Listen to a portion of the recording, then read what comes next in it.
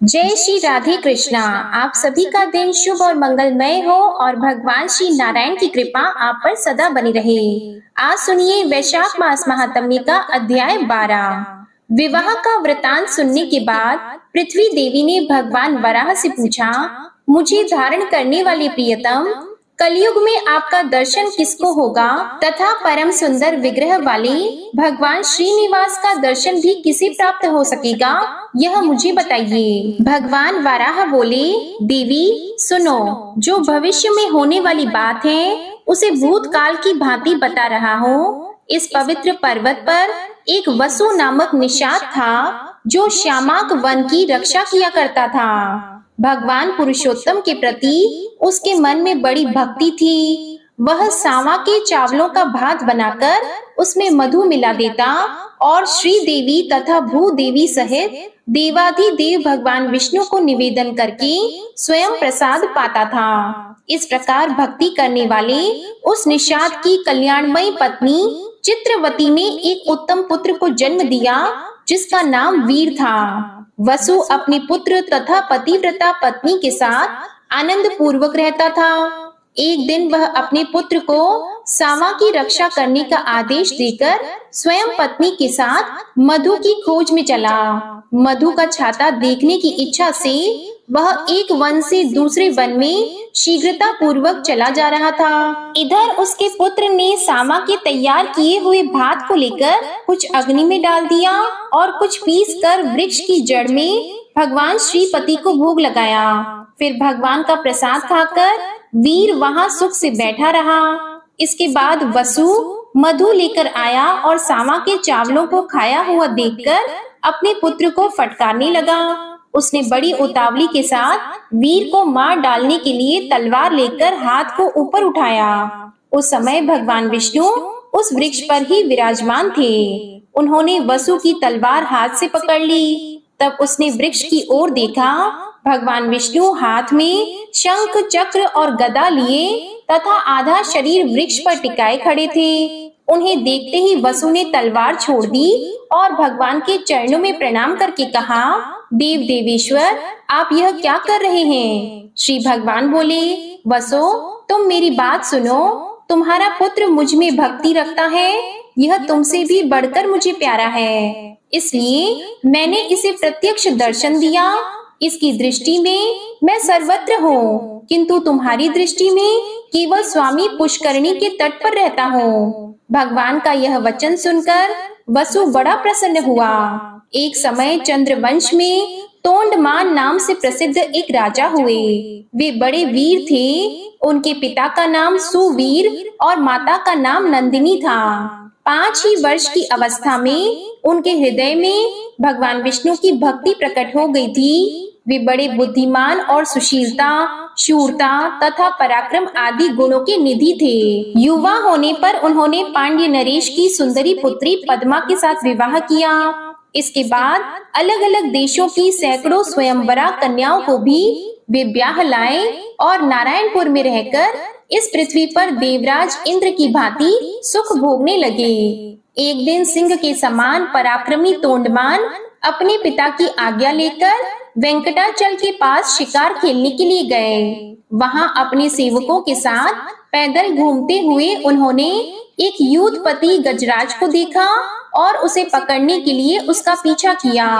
स्वर्ण मुखरी नदी को पार करके वे परम उत्तम ब्रह्मर्षि शुक के पास गए और उन्हें प्रणाम करके उनकी आज्ञा लेकर एक वन से दूसरे वन में चलते गए। एक जगह उन्होंने रेणुका देवी को देखा जो वाल्मीकि बाम्बी अर्थात बिमौट के आकार में खड़ी थी। उनको प्रणाम करके वीर तोंडमान पश्चिम की ओर चले गए।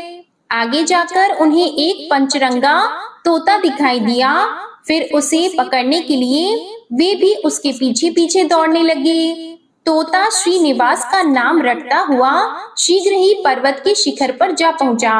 पीछा करते हुए राजा भी गिरिराज पर चढ़ गए और उस तोते को ढूंढते ढूंढते श्यामाक वन में जा पहुंचे। वहां तोते को न देखकर उन्होंने उस वन की रक्षा करने वाले निषाद को देखा। उसने भी राजा को आते देखकर शीघ्रता पूर्वक आगे आकर उनकी अगवानी की और उन्हें प्रणाम करके विनीत भाव से वह दोनों हाथ जोड़कर खड़ा हो गया। तोंडमान ने भी उसका आदर करके उससे पूछा, वनेचर, इधर कोई पचरंगा तोता आया है, क्या तुमने उसे देखा है? वह श्रीनिवास की रट लगा रहा था, बताओ वह किधर गया है? वनेचर बोला, महाराज, वह 5 रंगों वाला शुक भगवान श्रीनिवास को बहुत प्रिय है। उसे श्रीदेवी और भूदेवी ने पाल पोस कर बड़ा किया है। वह सदा भगवान श्री हरि के ही पास रहता है और स्वामी पुष्करणी के तट पर भगवान के समीप विचरता रहता है। उस सुंदर शुक को कोई भी पकड़ नहीं सकता। राजकुमार, अब मैं भगवान की आराधना के लिए जाऊंगा।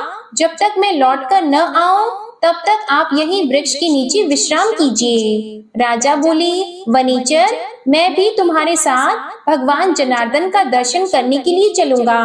तो मुझे वेंकटाचल निवासी देवेश्वर का दर्शन कराओ। राजा की यह बात सुनकर निषाद ने मधु मिश्रित सामा का भात आम के पत्ते के दोने में रख लिया और राजा को भी साथ लेकर वह भगवान के समीप गया। वहां राजा सहित विधि पूर्वक स्नान करके निषाद राज ने स्वामी पुष्करणी के तट पर बिल्व वृक्ष के नीचे विराजमान भगवान विष्णु का राजा को दर्शन कराया। उनके श्री अंगों की कांति अलसी के फूल की भांति श्याम थी। कमल दल के समान सुंदर एवं विशाल नेत्र थे। वे 4 भुजाओं से सुशोभित थे।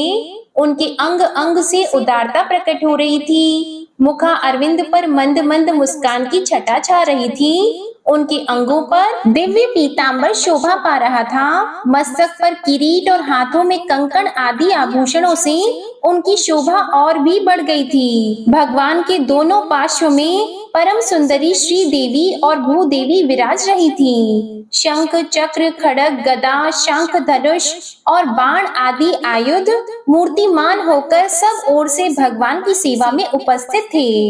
इस प्रकार उन पुरुषोत्तम का दर्शन करके उन दोनों ने आनंद मग्न होकर उन्हें प्रणाम किया। निषाद ने भी मधु मिश्रित सामा का भात भगवान को निवेदन किया। फिर राजा के साथ श्यामाक वन में अपनी पवित्र पर्ण कुटी पर वह लौट आया। राजा एक रात उसकी कुटी में रहे और सवेरे उठकर अपनी सेना के साथ पुनः नगर की ओर लौट गए। फिर देवी के वन में जाकर वे घोड़े से उतरे और चैत्र शुक्ल नवमी को उन्होंने रेणुका देवी का पूजन किया। उनसे पूजित होकर देवी ने प्रसन्न होकर उन्हें वर दिया, हे राजन, तुम्हारा राज्य निष्कंटक होगा। राजधानी तुम्हारे ही नाम से प्रसिद्ध होगी। मेरे पास तुम दीर्घ काल तक राज्य करोगे और तुम्हारे ऊपर देवाधिदेव भगवान विष्णु का कृपा प्रसाद सदा बना रहेगा। इस प्रकार वरदान पाकर राजा पुनः शुक मुनि के आश्रम पर गए और उन्हें प्रणाम करके उनके द्वारा सम्मानित होकर हर्ष को प्राप्त हुए। फिर उन्होंने मुनि से कहा, महर्षि, आप कमल सरोवर का महात्म्य बताइए। तब श्री शुक मुनि ने कहा, राजन, यह कमल सरोवर नामक तड़ाग सब पापों का नाश करने वाला है। कीर्तन, स्मरण और स्नान करने से यह मनुष्यों को इस पृथ्वी पर लक्ष्मी प्रदान करने वाला होता है। तुम भी इसमें स्नान करके अपने पिता के समीप जाओ। शुक मुनि का यह वचन सुनकर राजकुमार ने कमल सरोवर में स्नान किया और मुनि को प्रणाम करके घोड़े पर सवार होकर अपने नगर को प्रस्थान किया। पिता ने तोंडमान को 3 वर्ष के लिए युवराज बनाकर देख लिया कि मेरे पुत्र में प्रजा को प्रसन्न रखने की योग्यता, सामर्थ्य, पराक्रम, शौर्य, सुशीलता और ब्राह्मण भक्ति है। तब उन्होंने मंत्रियों से सलाह करके विधि पूर्वक पुत्र का राज्याभिषेक किया और उन्हें अपने पद पर स्थापित करके उनकी अनुमति लेकर राजा सुवीर वन में चले गए। तोंडमान ने वह विशाल साम्राज्य पाकर धर्म पूर्वक राज्य किया। भगवान वराह कहते हैं, एक दिन निषाद राज वसु तोंडमान के द्वार पर आया। द्वारपालों से उसके आगमन की सूचना पाकर महाराज ने उसे दरबार में बुलाया और मंत्रियों के साथ पुत्र और परिवार सहित उसका स्वागत सत्कार किया। इसके बाद प्रसन्न होकर उन्होंने वसु से पूछा, वनेचर, किस कार्य से तुम्हारा यहाँ आगमन हुआ है? तब वसु ने कहा, राजन, मैंने वन में एक बड़े आश्चर्य की बात देखी है, उसे सुनिए। रात में कोई सफेद रंग का वराह आकर मेरे सावा चरने लगा। तब मैंने हाथ में धनुष लेकर उसका पीछा किया। खदेड़ने पर वह वायु के समान तेजी से भागा और मेरे देखते देखते स्वामी पुष्करणी के तट पर वाल्मीकि में घुस गया। तब मैंने क्रोधवश उस वाल्मीकि को खोदना आरंभ किया। इतने में ही मूर्छित होकर पृथ्वी पर गिर पड़ा। उसी समय मेरा यह पुत्र भी आ गया और मुझे पृथ्वी पर मूर्छित होकर पड़ा देखकर पवित्र होकर देवाधिदेव भगवान मधुसूदन की स्तुति करने लगा। तब भगवान वाराह का मुझ में आवेश हुआ और उन्होंने मेरे पुत्र से कहा, निषादराज, तुम शीघ्र राजा के पास जाकर मेरा सारा वृतांत उनसे कहो। राजा काली गौ के दूध से अभिषेक करते हुए इस वाल्मीकि को धो डालें, तब इसके भीतर एक परम सुंदर शिला दिखाई देगी। उसे लेकर किसी कारीगर से मेरी मूर्ति बनवाएं, जिसमें मैं भूमि देवी को अपने बाएं अंक में लेकर खड़ा रहूं और मेरा मुख सूकर के समान हो। मूर्ति तैयार हो जाने पर बड़े बड़े मुनीश्वरों और वैखानस महात्माओं द्वारा उसकी स्थापना कराकर स्वयं तोंडमान भी उसकी पूजा करें। इस प्रकार कहकर भगवान वराह ने मुझे छोड़ दिया। तब मैं स्वस्थ हो गया। देवाधिदेव भगवान वराह आपसे क्या कराना चाहते हैं, यह बतलाने के लिए ही मैं यहाँ आया हूँ। राजा तोंडमान भी यह सुनकर बहुत प्रसन्न और हैरान हो गए। इसके बाद पुष्कर आदि मंत्रियों के साथ कार्य का निश्चय करके वेंकटाचल जाने का विचार किया और सब ग्वालों को बुलाकर कहा, गोपगण, जितनी भी मेरी काली और कपिला गौएं हैं, उन सबको बछड़ों सहित वेंकटाचल के समीप लाओ। गोपों को ऐसी आज्ञा देकर राजा ने मंत्रियों को सूचित किया कि कल ही यात्रा करनी है। इसके बाद सब प्रजा को विदा करके जितेंद्रिय राजा ने अंतःपुर में प्रवेश किया और अपनी पत्नियों से वराह जी की वह कथा सुनाकर वे रात में वहीं सो गए। सपने में भगवान श्रीनिवास ने राजा को बिल का मार्ग दिखाया और उनके नगर से लेकर बिल के अंत तक मार्ग में पल्लव ही पल्लव बिछा दिए। राजा यह स्वप्न देखकर जब सवेरे उठे, तब उन्होंने शीघ्र ही मंत्रियों, प्रजाओं और ब्राह्मणों को भी बुलाया। उन सबसे अपना देखा हुआ स्वप्न सुनाकर जब उन्होंने दरवाजे पर दृष्टि डाली, तब वहां पल्लव बिछे हुए दिखाई दिए। तब उपयुक्त मुहूर्त में घोड़े पर सवार होकर राजा तोंडमान घर से चले और बिल के पास पहुंचकर वहीं उन्होंने नगर बनाया। उस समय देवाधिदेव भगवान ने स्वयं राजा को यह आदेश दिया, अर्थात संकेत किया कि इमली और चंपा ये दो वृक्ष बहुत उत्तम हैं, इनका पालन करो। इमली मेरा आश्रय है और चंपा लक्ष्मी जी का स्थान है, इसलिए राजाओं, ऋषियों, देवताओं तथा मनुष्यों को इन दो वृक्षों की वंदना करनी चाहिए। तोंडमान से ऐसा कहकर भगवान विष्णु मौन हो गए। उनका वचन सुनकर राजा ने 4 दीवारी बनवाई और वैखानस कुल के मुनियों से पूजन कराया। वे प्रतिदिन बिल के मार्ग से आकर भगवान को प्रणाम करते और लौट जाते थे। उन्होंने उत्तम भोग भोगते हुए धर्म पूर्वक राज्य किया। इसी समय दक्षिण देश के एक श्रेष्ठ ब्राह्मण गंगा स्नान के लिए स्त्री सहित घर से चले। मार्ग में ब्राह्मणी गर्भवती हो गई। उसे इस दशा में देखकर और अपने साथ चलने में असमर्थ जानकर ब्राह्मण देवता राजा के द्वार पर आए। द्वारपाल से उनके आगमन की सूचना पाकर राजा ने उन्हें दरबार में बुलाया और उनकी विधि पूर्वक पूजा करके उनसे कुशल समाचार पूछा। कहा, ब्राह्मण, आपके आगमन का क्या कारण है, बताइए, मैं आपकी किस आज्ञा का पालन करूं?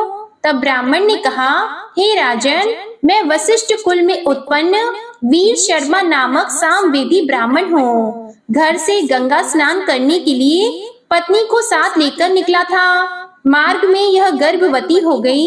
यह कुशिक वंश की कन्या तथा बड़ी पुण्यशालिनी है। इसका नाम लक्ष्मी है। यह बड़ी सुशील और पतिव्रता है। इसे मैं आपके घर में रखकर अपना व्रत पूर्ण करना चाहता हूँ, इसलिए महाराज जब तक मैं लौट कर न आ जाऊँ तब तक आप इसकी रक्षा करें। ब्राह्मण की बात सुनकर राजा ने 6 महीने के लिए चावल और धन देकर ब्राह्मणी के लिए अंतःपुर में एक घर दे दिया। अपनी पत्नी को वहां रखकर ब्राह्मण प्रसन्नता पूर्वक गंगा स्नान के लिए चले गए। उत्तम क्षेत्र प्रयाग में भागीरथी गंगा के तट पर पहुंचकर उन्होंने स्नान किया। वहां से काशी की यात्रा की और वहां भी 3 दिनों तक रहकर वे गया चले गए। वहां उन श्रेष्ठ ब्राह्मण ने अपने पितरों का श्राद्ध किया।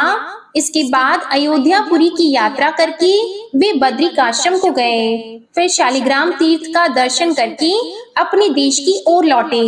इसी में 2 वर्ष बीत गए। वैशाख मास के शुक्ल पक्ष की एकादशी तिथि को वे फिर राजा के पास गए। राजा ब्राह्मणी को भूल गए थे, उन्होंने उसका कभी स्मरण नहीं किया।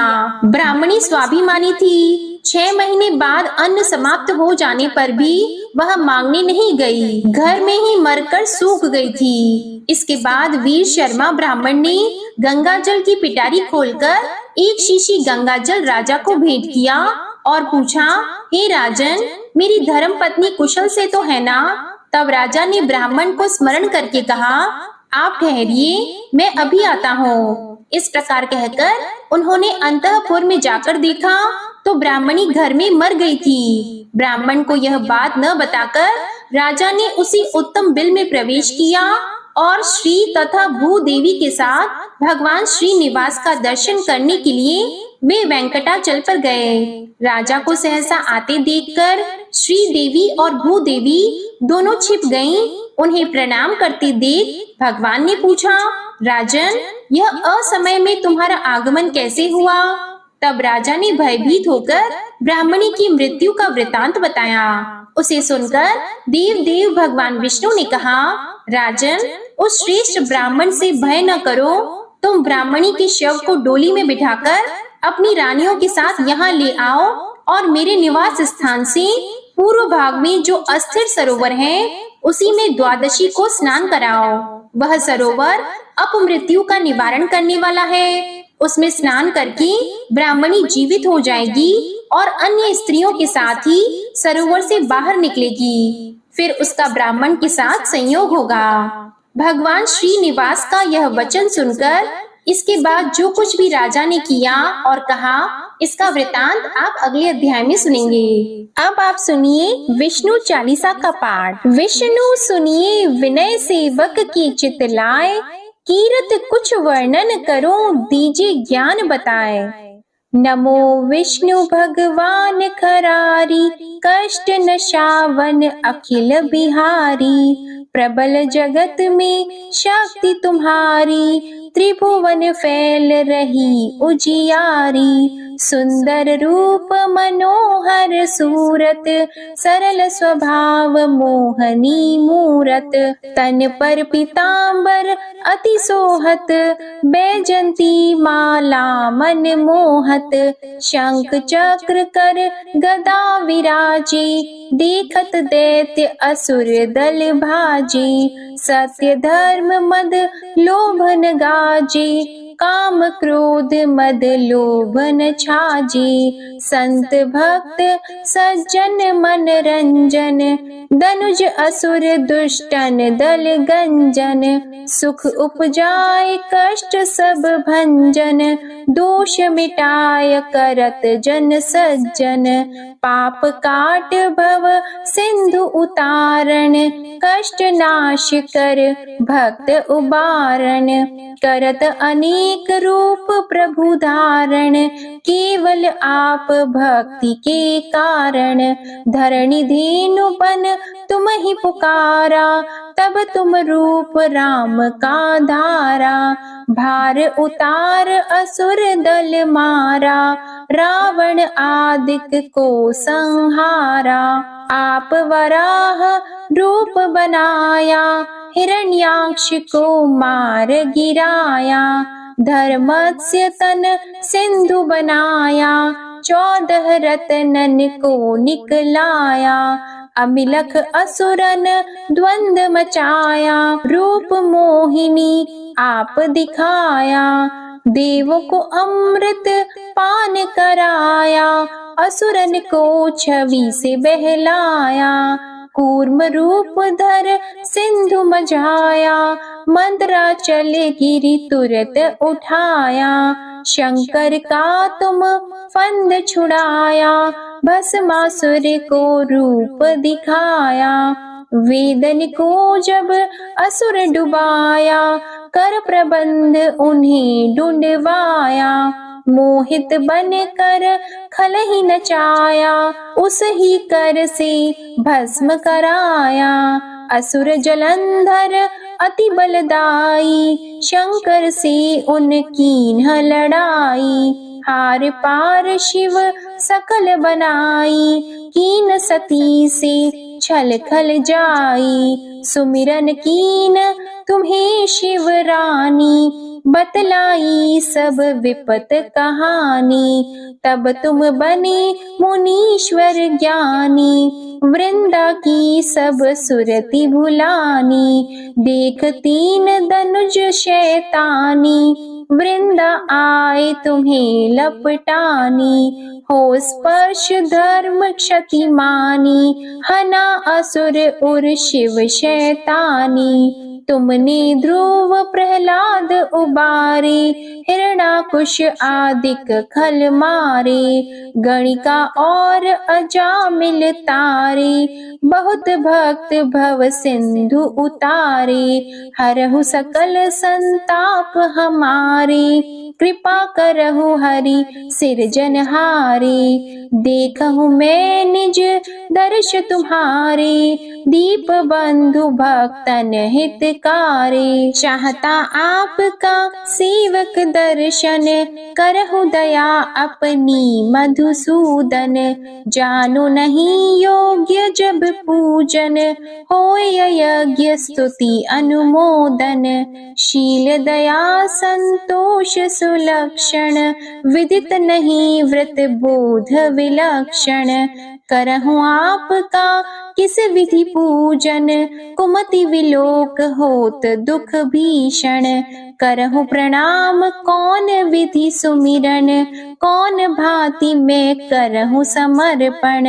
सुर मुनि करत सदा सेवकाई, हर्षित रहत परम गति पाई। दीन दुखिन पर सदा सहाई, निज जन जान लेव अपनाई। पाप दोष संताप नशाओ, भव बंधन से मुक्त कराओ। सुत संपत्ति दे सुख उपजाओ, निज चरणन का दास बनाओ। निगम सदा ये विनय सुनावे, पढ़े सुने सो जन सुख पावे। श्री विष्णु चालीसा समाप्त होती है। प्रेम से बोलिए भगवान विष्णु और माता लक्ष्मी की जय। आपको आज की कथा पसंद आए तो वीडियो को लाइक कीजिएगा, शेयर कीजिएगा, कमेंट में भगवान श्री लक्ष्मी नारायण जी की जय लिखिएगा और चैनल को भी सब्सक्राइब करिएगा। इसी के साथ आज आप हमारे चैनल पर वरुथिनी एकादशी की व्रत कथा और गुरुवार की व्रत कथा भी जरूर सुनिएगा। प्रेम से बोलिए जय श्री राधे कृष्णा।